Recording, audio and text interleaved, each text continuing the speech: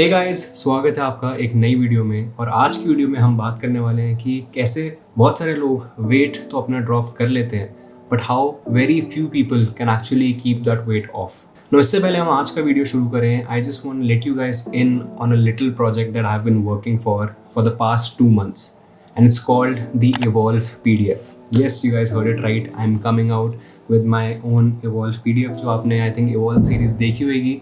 उसमें सारे जो मैंने अपना ट्रेनिंग स्ट्रक्चर फॉलो किया था वो आपको इसमें पूरा मिलेगा। But not just that, fully structured pull push leg split. Yes, you heard it right, it's not push pull legs because that is what I prefer to follow, pull push legs, because कुछ exercises में overlap भी होता है like legs and full workout की। But anyway, you will get lots of good stuff in this guide. Yes, इसमें आपको बहुत सारी इन्फॉर्मेशन मिलेगी, थोड़े टूल्स मिलेंगे that can help you understand how you are making progress, help you understand how to track your progress, and like you can use those tools later on even when you're done with the program. So I'm planning to launch this by the end of this month, which is March.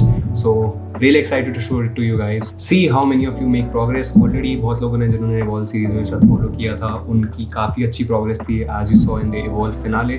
But I'm really excited to see how it helps so many of you out there. The price of the PDF will be 1,000, but this will be one hell of a value-packed PDF and an investment that you won't regret.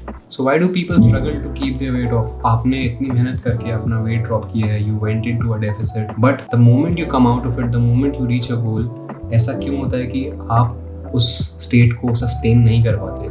A very simple and clear answer is because आपकी sustainable approach होती नहीं है from the starting. Now, if you follow a routine that you can see yourself following for the rest of the year, obviously you will be able to adhere to it. A lot of people, they try to force themselves to follow a routine, which is ultimately not a bad thing, but इतना भी restrictive ना हो, इतना भी extreme ना हो कि that leaves you burned out by the end of your plan finishes. That is the problem जो 99% of the people में मैंने देखी है कि they follow something which they can't sustain to try to get to a level that they won't be able to maintain right after the plan finishes. They go into a very extreme deficit by either by doing a lot of cardio, अपना nutrition में बहुत एक restrictive जो भी उनकी food preferences है सब cut out कर दी without taking right break feeds, just trying to lose weight fast.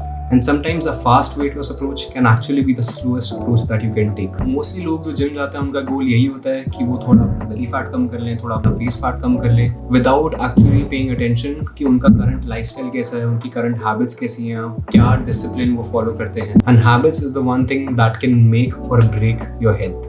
तो चलो यार एक पैटर्न देखते हैं कि एक बंदा है, उसे वेट ड्रॉप करना है, he comes to the gym, doesn't have that much training experience under his belt. One day he just realizes कि यार मेरी हेल्थ को इफेक्ट हो रहा है and I want to get fit, I want to look fit, I want to have a lean physique. तो what's the first step? आप gym जाते हो, जो जिम में ट्रेनर है उससे आप एडवाइस मांगते हो। Person starts working out, he becomes aware of his health. The next step is you start dieting. You're like यार मैं अपने जो भी जंक फूड है वो कट आउट कर दूंगा अपनी डाइट से, I will not eat anything from outside. मतलब बेसिकली वो बंदा एक एक्सट्रीम से from eating everything, बाहर का है, कोई उसमें रूटीन कुछ नहीं है, from being very restrictive. So उसके बीच का जो एक स्पेक्ट्रम होता है which is like the ideal state of balance जहाँ पे you would want to be in, especially in the beginning when you are still learning how to form habits, how to get into the routine. When the person starts to diet, उसमें बहुत एक restrictive behaviour होता है कि आप straight away सारे वो foods हटा देते हो जो आप यूज टू हो खाने के। तो you start losing weight, you feel proud कि हाँ जो भी मैं मेहनत कर रहा हूँ अपनी डाइट में, फूड कट आउट कर रहा हूँ, जो मैं जिम में ट्रेनिंग कर रहा हूँ उसका रिजल्ट दिख रहा है। But after some time you start to feel restrictive, you start to feel hungry,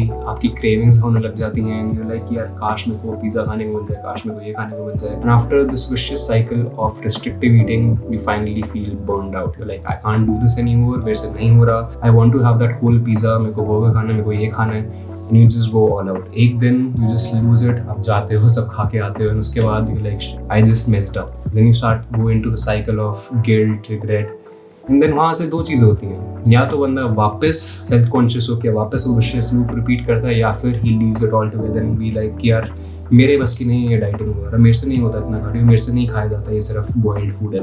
which is why we need to break the pattern, which is why I need to break this vicious loop जिसमें बहुत सारे लोग फंसे होते हैं and उन्हें यही लगता है कि being fit, being healthy और trying to lose weight ऐसे ही दिखता है, आपको ऐसे ही खाने की जरूरत है। आपकी जो परसेप्शन होती है वेट लॉस को लेके, डाइटिंग को लेके, वो ऐसी बन जाती है कि you feel कि यार this is a very negative way of actually trying to better your health. People look the way they do as a byproduct of how healthy their lifestyle is. अगर आप एक्टिव हो, अगर आपकी अच्छी eating habits हैं, तो you will look fit, you will feel fit. अगर किसी की इतनी अच्छी नहीं है लाइफस्टाइल, इतनी हेल्दी नहीं है, they don't move that much, they are very sedentary, उनकी eating habits में भी काफ़ी processed foods है, काफ़ी highly palatable food है, तो obviously you will start putting on fat. So ultimately it's not कि आप you're going 0 to 100 in 3 months and you expect to retain that amount of hard work for the rest of the year. Even if you put in 70 to 80% of that effort and you maintain that throughout the year, आपको उससे way better result मिलेगा.